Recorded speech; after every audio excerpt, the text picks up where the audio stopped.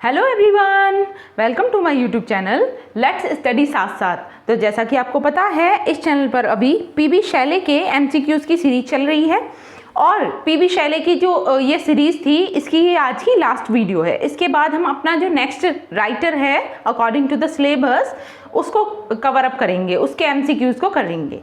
ठीक है, तो शुरू करते हैं आज की video. I hope previous videos को आपने देख ही लिया होगा और अगर किसी ने अभी तक नहीं देखा है तो इसी चैनल पर जाकर उसे भी देख सकते हैं। प्लेलिस्ट अवेलेबल है, आप प्लेलिस्ट में कंप्लीट पीबी शैली की जितने भी क्वेश्चंस की मैंने वीडियोस अपलोड की हैं उन सभी को देख सकते हैं।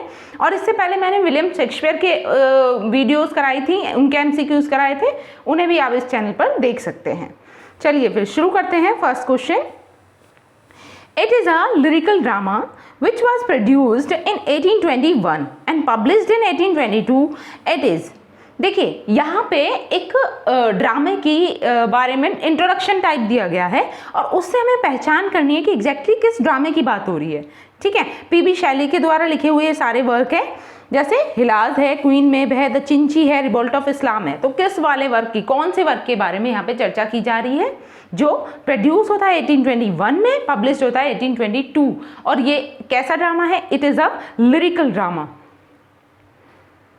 क्या होगा इसका correct answer?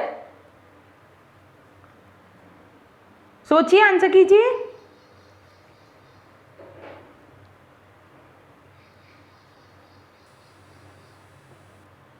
What should be the correct answer? Yes, the right answer is Hilaz. ठीक है, option number A is the right answer.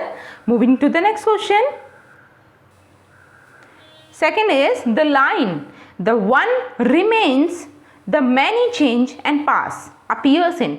ये लाइन जो ली गई है, ये कहाँ से ली गई है? शैली की किस पोएम से ली गई है? The one remains the many change and pass. Options are In Memoriam, Endymion, the Princess या फिर एडोनियस। क्या हो सकता है इसका right answer?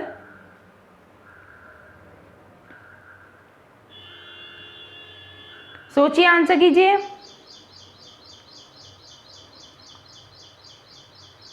The one remains the many change and pass.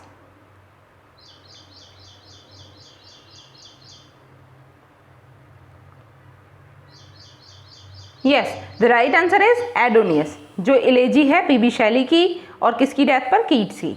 Now third question, this poem of Shelley is an unfinished poem. ठीक है, Shelley की ये पोएम कैसी है? अनफिनिश्ड पोएम है। Hazlitt describes it as new and terrific dance of death. Find it out.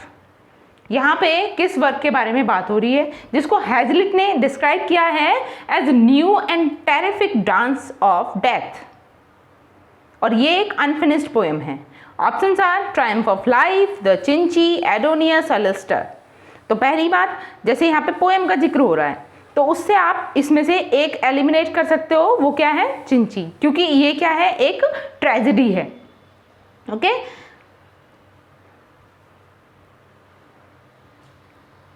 बाकी तीन options में से क्या हो सकता है राइट आंसर?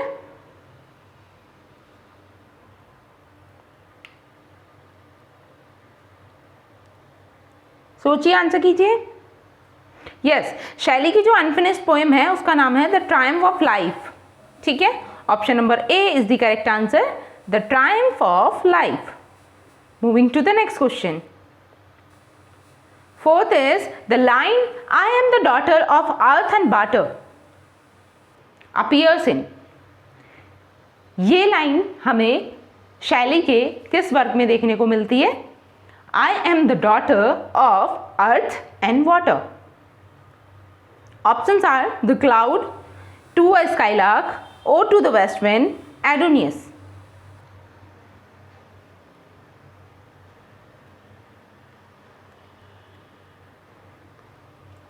क्या होगा इसका correct answer?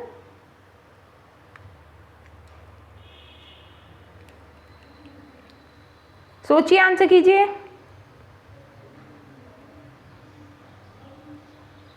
Yes, the right answer is the Cloud. ठीक है, option number A is the right answer. Moving to the next question. Fifth is life may change but it may fly not, hope may vanish but can die not. These lines are from. ये lines कहाँ से ली गई हैं? Life may change but it may fly not, hope may change hope may vanish but can die not. बहुत ही motivational lines हैं ये। Options are the Cenci, Triumph of Life, Hellas या फिर to a Skylark. What should be the correct answer?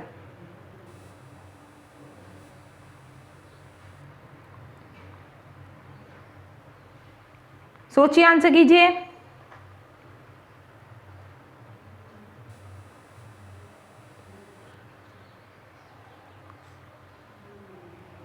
Yes, the right answer is Hellas. ठीक है, option number C is the correct answer. Moving to the next question. Sixth is Shelley's life and his poetry are dissolubly corrected, he acted what he thought and felt. Who comment is this? Whose comment is this? ये comment किसका है Shelley के विषय में? Options are John Addington, Symonds, Compton Rickett, long या फिर George Samson.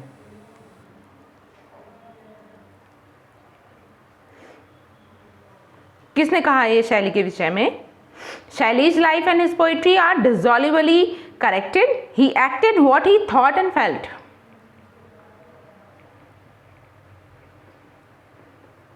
सोचिए, answer कीजिए। यस, द राइट आंसर है जॉन एडिंगटन साइमंड्स। ठीक है, option number A is the correct answer. He praises Shelley by this comment. Now moving to the next question.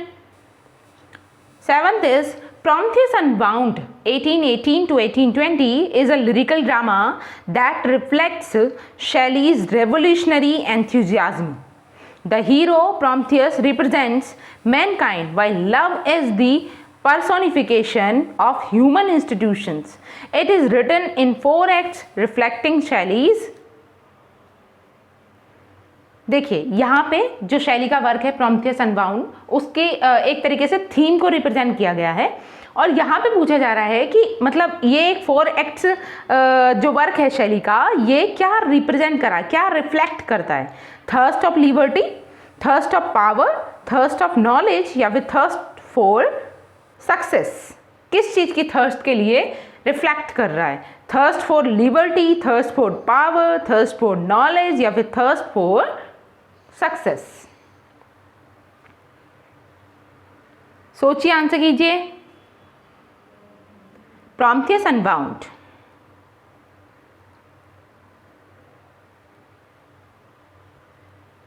What should be the correct answer?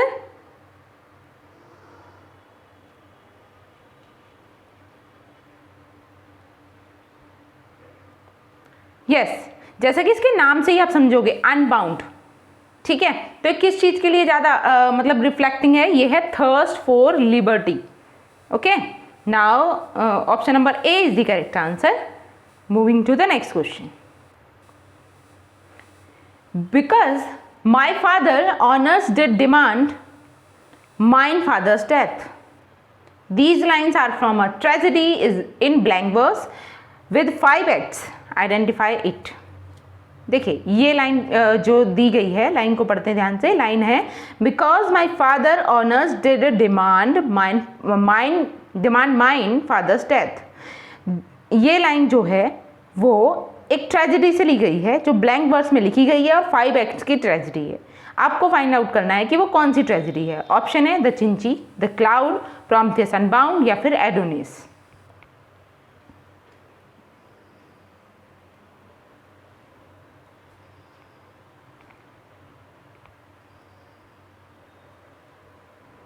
सोचिए, answer कीजिए। Yes, 5 acts की tragedy the Cenci. Option number A is the correct answer. ध्यान में रखना है आपको। Now moving to the next question. 9th is I presents platonic love of Shelley who speaks of Emilia, just a minute, yes, Emilia Viviani, which poem is this? ये कौन सी poem है? I think यहाँ पे poem के बारे में बात हो रही है, पोएम का डिस्क्रिप्शन दिया गया है थोड़ा सा, और यहाँ पे स्टार्टिंग में आई ना होके ये है इट, ठीक है। अब इसे रीड आउट करते हैं, क्या है? It presents platonic love of Shelley who speaks of Emilia Viviani. Which poem is this? ये कौन सी पोएम है? Options are the Cenci, Epipsychidion, या फिर the Prometheus Unbound, the Alastor. क्या होगा इसका राइट आंसर? देखिए, अगर आपको हर वर्क की थीम पता है या समरी पता है थोड़ी बहुत भी, तो उससे भी आप एलिमिनेट कर सकते हो। जैसे अभी हमने पीछे देखा कि चिंची क्या है, ये तो एक ट्रेजेडी है, ठीक है, जो 5 एक्ट्स में लिखी गई थी, ठीक। तो इसमें यहाँ बात हो रही है पोएम की, तो आप इसे इस तरीके से कट कर सकते हो। उसके बाद हमने प्रॉम्थेस अनबाउंड के बारे में भी बात की थी, ठीक है, उसमें ऐसी कोई प्लेटोनिक लव के बारे में चर्चा नहीं थी, इसलिए इसे भी कट कर सकते हो। अलस्टर और एपिसाइचिडियन, इनमें से 2 में से देखना है, क्योंकि अलस्टर भी क्या है, एक ऑटोबायोग्राफिकल एलिमेंट्स हैं अलस्टर के अंदर, ठीक है। तो क्या हो सकता है राइट आंसर? यस, इसका जो राइट आंसर है वो यही है, एपिसाइचिडियन, ठीक है। Option number B is the right answer. Moving to the next question. 10th is, which poem is the tragedy of idealist who seeks in reality the counterpart of his idol? बताइए यहाँ पे किस poem के बारे में बात हो रही है? Options are Alastor, the Prometheus Unbound, Epipsychidion, या फिर एडोनियस। सोचिए, आंसर कीजिए।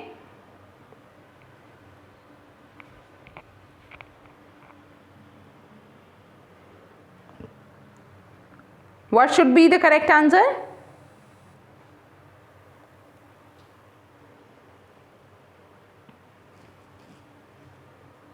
Yes, Alastor, ठीक है। Option number A is the correct answer.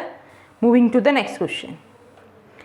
11 is, the most gentle, the most amiable, and the least worldly minded person I ever met. Whose words are these? ये शब्द किसके हैं और यहाँ पे किसकी बात कर रहे हैं? ये बात कर रहे हैं शैली की, ठीक है। शैली को क्या कहते हैं? The most gentle, the most amiable, and the least worldly minded person I ever met. Who is this speaker? Options are Keats, Byron, Wordsworth, Coleridge.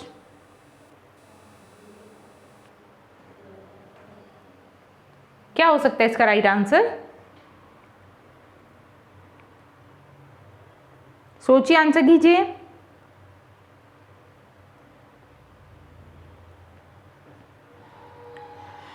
Yes, इसका जो राइट आंसर है वो है बायरन, ठीक है। ये स्टेटमेंट बायरन के द्वारा दी गई है। Now moving to the next question. Epipsychidion celebrates, options are physical love, optical love, hatred, platonic love. क्या होगा राइट आंसर? इजी क्वेश्चन है। यस, जैसे कि हम पिछले क्वेश्चन में भी देख के आए हैं, platonic love. Option number D is the correct answer. Moving to the next question. 13 is, Wordsworth found and Shelley lost himself in nature. ये स्टेटमेंट किसने कही है? Whose comment is this? किसका कमेंट है ये? कि वर्ड्सवर्थ और शैली दोनों के विषय में कह रहे हैं कि Wordsworth found and Shelley lost himself in nature. Options are Compton Rickett, Hudson, Albert Long. सोचिए, आंसर कीजिए।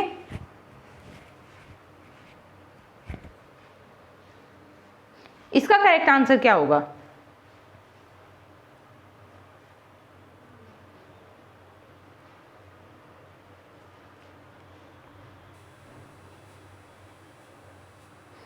Yes, the right answer is Long, ठीक है। लॉन्ग की ये स्टेटमेंट है। Now moving to the next question. 14 is, the Greek name for a vengeful demon that drives the victim to the desert place is? Options are Epipsychidion, the revolt of Islam, Chinchi, Alastor. आपको यहाँ पे एक Greek name बताना है for a vengeful demon that drives the victim to the desert places.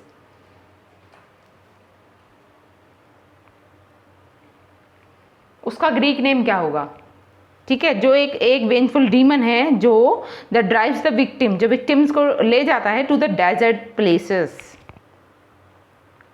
तो उसका Greek name क्या होगा?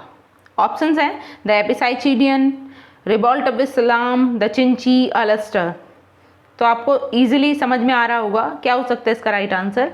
जैसे कि नाम से ही लग रहा है कि ग्रीक नेम इनमें से कौन सा लग रहा है आपको। Yes, option number A is the correct answer, Epipsychidion. ठीक है, moving to the next question. 15 is who called Shelley an ineffectual angel? Shelley को ये किसने कहा है an ineffectual angel? Options are Arnold, Tennyson, Swinburne या फिर कीट्स। बताइए इसका राइट आंसर क्या हो सकता है?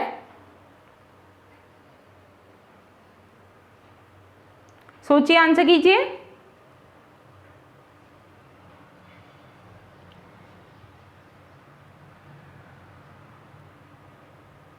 Yes, the right answer is Arnold. ये आर्नोल्ड ने कहा है शैली के विषय में N ineffectual angel.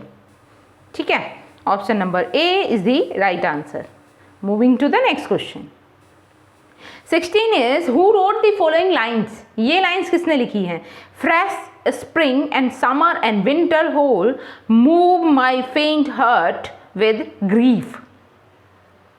Options are Keats, Shelley, Southey, Coleridge. Who is the speaker?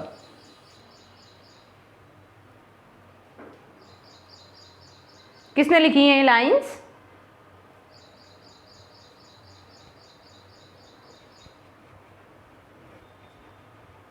Yes, Shelley. ठीक है, option number B is the correct answer, Shelley के द्वारा ये लिखी गई।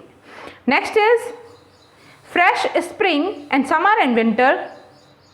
आई थिंक ये क्वेश्चन रिपीट हो गया है। नहीं, लाइन्स वही हैं लेकिन क्वेश्चन थोड़ा चेंज है। Fresh spring and summer and winter third move my faint heart with grief, where do these lines appears? जैसे कि हमने लास्ट उसमें किया कि ये लाइन्स किसकी हैं? किसकी है ये लाइन? शैली के द्वारा ली गई थी। ठीक है, इस क्वेश्चन में था कि ये लाइन किसके द्वारा लिखी गई? शैली के द्वारा। ठीक है, अब पूछ रहे हैं कि शैली ने किस पोएम में ये लाइन लिखी है, शैली की किस पोएम से हैं, किस वर्क से हैं? Options are Ode to the Nightingale, Lament, Kubla Khan या फिर द स्कॉलर। बताइए इसका क्या होगा राइट आंसर? सोचिए, आंसर कीजिए।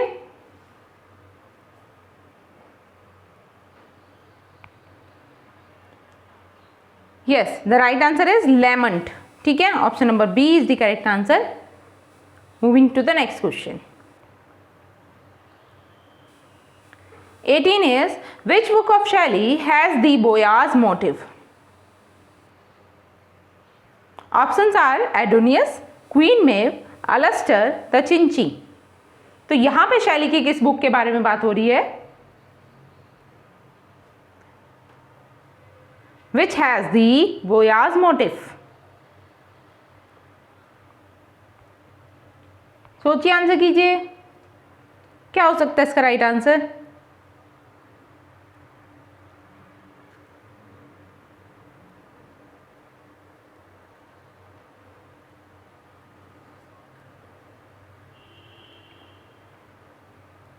Yes, the right answer is Alastor।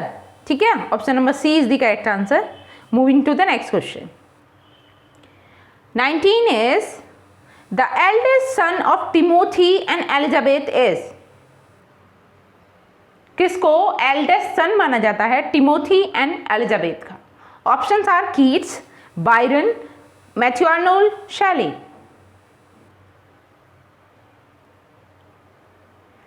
What should be the correct answer?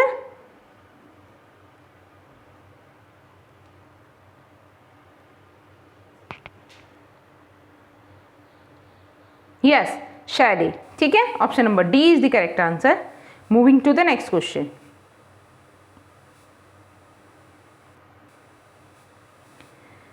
जस्ट्रूजी is, ये क्या है? It is a gothic novel by Keats, gothic novel by Shelley, gothic novel by Lamb, या फिर none of these. तो none of these को cut करते हैं. इनमें से राइट आंसर क्या होगा? What is Zastrozzi? सोचिए, आंसर कीजिए. क्या होगा इसका राइट आंसर?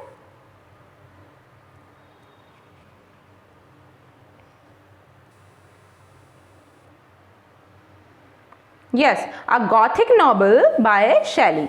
ठीक है, नाम ध्यान में रखना है. Option number B is the correct answer. Moving to the next question. 21 is, it is a philosophic poem which was published in 1813. It has 9 cantos and 17 notes. For this, Shelley is indebted to Godwin's political justice. Name the poem. यहाँ पे poem का पूरा description दे दिया गया है और आपको उस पोएम की पहचान करनी है. ठीक है, पहली बात, शैली के मतलब जो गॉडविन है, गॉडविन की जो बुक है पॉलिटिकल जस्टिस, उससे इंस्पायर्ड होकर ये बुक लिखी गई है. दूसरी, ये एक फिलोसॉफिक पोएम है जो पब्लिश होती है 1813 में. इसमें 9 कैंटोज हैं और 17 नोट्स हैं. बताइए किस पोएम की बात हो रही है यहाँ पे? ऑप्शन है Queen Mab, revolt of Islam, Prometheus Unbound, या फिर द चिंची.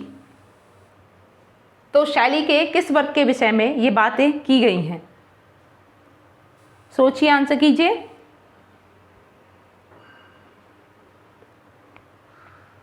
क्या होगा इसका correct answer? Yes, the right answer is Queen Mab. ठीक है, option number A is the correct answer. Queen Mab. Moving to the next question. Shelley published the revised version of a portion of Queen Maeve under the title. शैली ने क्या किया था? शैली ने जब क्वीन मेव पब्लिश होने के बाद में उन्होंने इसका एक पोर्शन, एक पार्ट को लेके क्वीन मेव के उसको रिवाइज किया था, उसे रीपब्लिश कराया था. तो वो उसका नाम क्या है? किस टाइटल के अंतर्गत उसको पब्लिश कराया था? The Alastor, the daemon of the world, the triumph of life, none of these. तो नन ऑफ दीज को कट कर लेते हैं. बाकी 3 ऑप्शंस में से सोच के बताइए क्या होगा इसका राइट आंसर. अलस्टर है, डीमन ऑफ द वर्ल्ड है, या फिर ट्रायम्फ ऑफ लाइफ है, जो क्वीन मेव का ही एक पार्ट है. सोचिए, आंसर कीजिए. What should be the correct answer?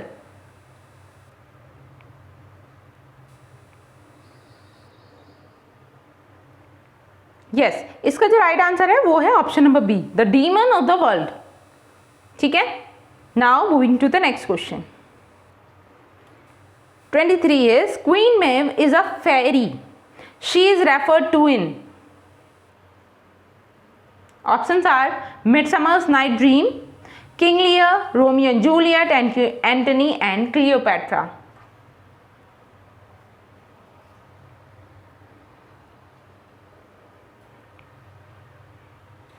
क्या होगा इसका करेक्ट आंसर?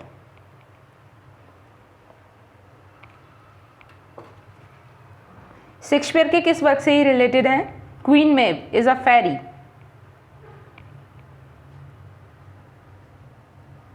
जिनको रेफर किया गया है कौन से वर्क में? मिडसमर्स नाइट्स ड्रीम में, किंग लियर में, रोमियो एंड जूलियट में, या फिर एंटनी एंड क्लियोपेट्रा में? Yes, the right answer is Romeo and Juliet. ठीक है, option number C is the correct answer. Moving to the next question. 24 is, Noel Coward was so inspired by Shelley's Skylark that he gave the title to his comic play from the words of the first stanza. The title is, देखिए जो knoll coward हैं ये writer हैं और ये बहुत ही ज़्यादा inspired होते हैं शैली के एक वर्क टू अ स्काईलार्क से, और इन्होंने जो टू अ स्काईलार्क का फर्स्ट स्टेंजा है उसी से अपने एक कॉमिक प्ले का टाइटल लिया है। तो वो कौन सा वर्ड है? Options are blithe spirit, immortal soul, not born for death, या फिर नन ऑफ दीज। क्या होगा इसका करेक्ट आंसर? सोचिए, आंसर कीजिए।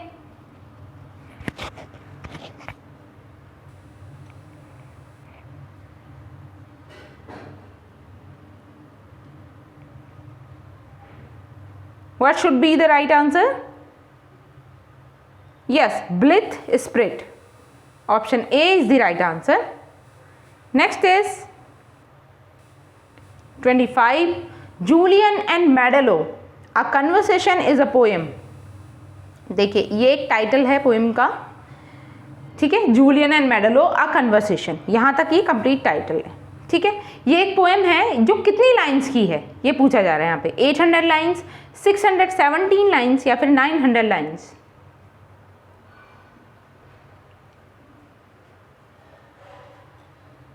क्या होगा इसका right answer?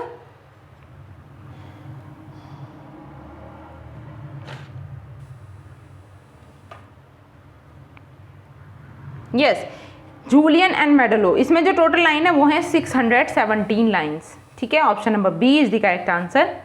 Next is 26th. In 1810 Shelley wrote a poem in 4 cantos. 1810 में शैली ने एक पोएम लिखी है 4 कैंटोज में, but it remained unpublished until 1877। लेकिन ये अनपब्लिश्ड रही, इसे को पब्लिश ही नहीं किया गया 1877 तक। इट वॉज पब्लिश्ड पोस्टमसली, शैली की डेथ के बाद पब्लिश किया गया है। फॉर द शैली society bye Reeves and Turner, London 1877। This poem is. अब यहाँ पे कौन सी पोएम के बारे में बात की जा रही है? जो शैली ने लिख तो 1810 में ही दी थी, लेकिन शैली की डेथ के बाद इसको पब्लिश कराया जाता है 1877 में रीव्स एंड टर्नर के द्वारा, ठीक है।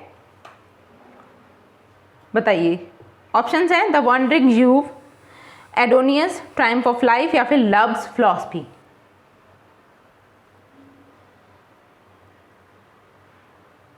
क्या होगा इसका राइट आंसर?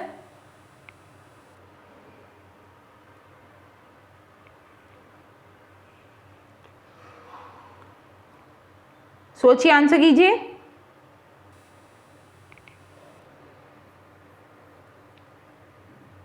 यस, इसका जो राइट आंसर है वो है the Wandering Jew. Option number A is the correct answer. Moving to the next question.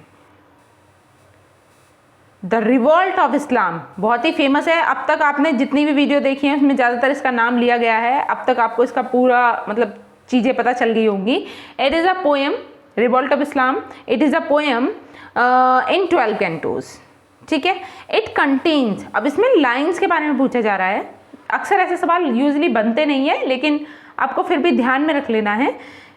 Revolt of इस्लाम में टोटल कितनी लाइन्स हैं? 5000 लाइन, 5500 लाइन, 4818 लाइन, या फिर 3281 लाइन।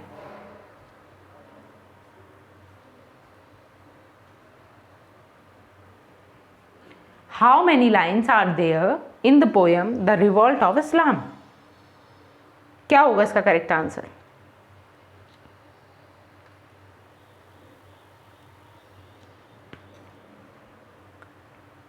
सोचिए, आंसर कीजिए।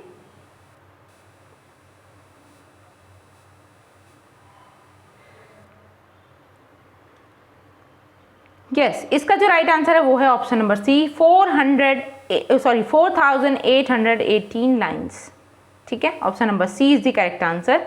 Moving to the next question. This is the work of Shelley. It was published in 1820। इट इज इन 4 acts. It is a kind of closet drama. It is. अब यहाँ पे भी शेक्सपियर के शैली के एक वर्क के बारे में डिस्कशन दिया गया है। पूरा उसके बारे में पूरी बात बताई गई है और पूछा जा रहा है कि वो वर्क कौन सा है, उसकी पहचान करनी है, ठीक है। ये पब्लिश होता है 1820 में, 4 एक्ट्स में लिखा गया है और एक तरीके का क्लोजेट ड्रामा है। ठीक है, क्लोजेट ड्रामा कौन से होते हैं? क्लोजेट ड्रामा वो ड्रामाज होते हैं जिनको मतलब परफॉर्म करने के लिए नहीं बनाया जाता, स्पेशली रीडिंग के लिए बनाया जाता है, लिखा जाता है। ऑप्शंस हैं the Cenci, Prometheus Unbound, Alastor, none of these. None of these की जगह आप दूसरा वर्ग भी मेंशन कर सकते हो या फिर 3 ऑप्शंस में से ही बताइए।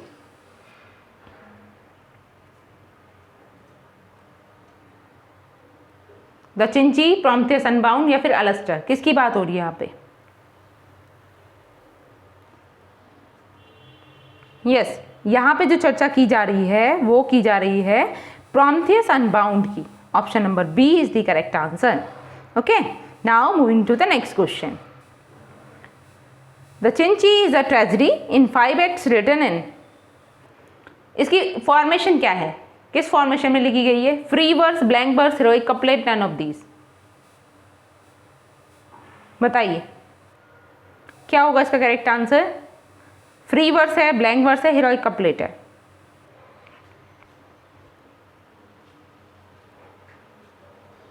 सोचिए, आंसर कीजिए।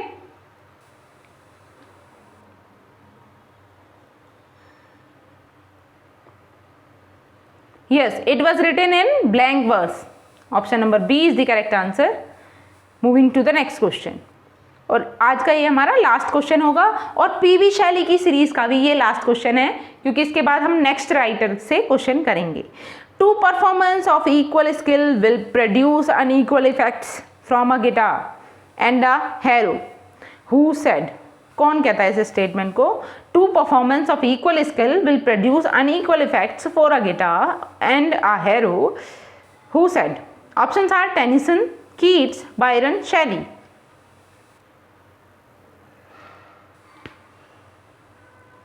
बताइए क्या होगा इसका करेक्ट आंसर? और यहाँ पे हार्प है, ठीक है, जैसे कि यहाँ पे म्यूजिकल इंस्ट्रूमेंट की बात हो रही है, जैसे गिटार है और यहाँ लिख दीजिए हार्प। ठीक है, ओ नहीं होगा, यहाँ पे पी होगा, हार्प। यस, ये भी कहा गया है किसके द्वारा? शैली के द्वारा। ठीक है, option number D is the correct answer. Okay then, आज के लिए हम इतना ही रखेंगे। आई होप मेरी ये वीडियो आपको अच्छी लगी होगी, और अगर वीडियो अच्छी लगी है तो आपको इसको लाइक करना है, शेयर करना है, और प्लस अगर चैनल पर नए हैं तो प्लीज़ सब्सक्राइब कर लीजिए चैनल को इसी तरीके की वीडियो पाने के लिए। अगर आप डेडिकेटेडली EMRS की प्रिपरेशन कर रहे हैं और उसमें लिटरेचर के पार्ट को आप प्रैक्टिस करना चाहते हैं तो आपके लिए ये चैनल बहुत ही ज़्यादा बेनिफिशियल होने वाला है, क्योंकि इसमें अभी लिटरेचर के MCQs की सीरीज़ हम कर ही रहे हैं। ठीक है, इसमें राइटर वाइज हर एक राइटर के आपको MCQs मिलेंगे ज़्यादा से ज़्यादा प्रैक्टिस करने के लिए। ठीक है, तो जुड़े रहिए चैनल के साथ। ठीक है, और तब तक के लिए thanks for watching, keep learning and keep supporting me. Thank you.